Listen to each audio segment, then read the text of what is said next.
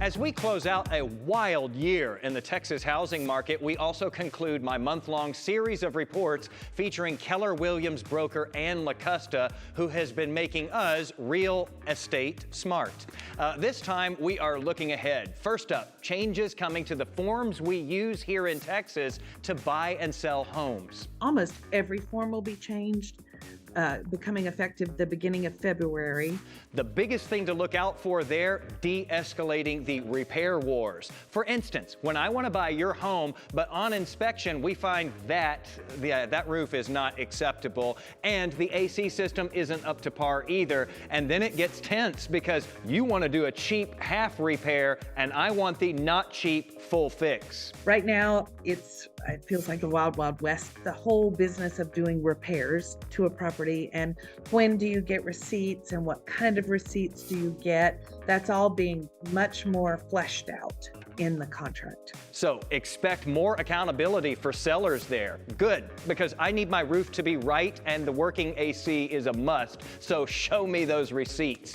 One more thing, Ann LaCosta is also a board member with the National Association of Realtors, and she says that they have resolved now to lobby lawmakers to address a big advantage for corporate home buyers. They're the ones who may have outbid many of you who just couldn't compete with their stacks of money.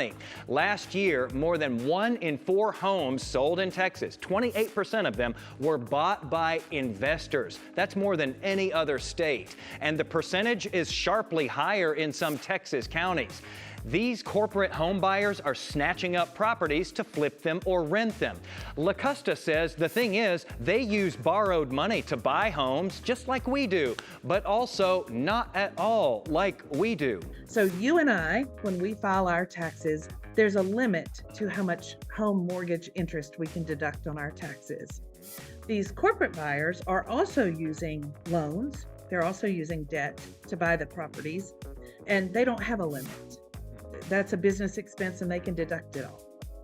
Well, that's not fair. If they're buying single family, if they're buying apartments, if they're buying residential units, should there be some cap on how much interest they can deduct?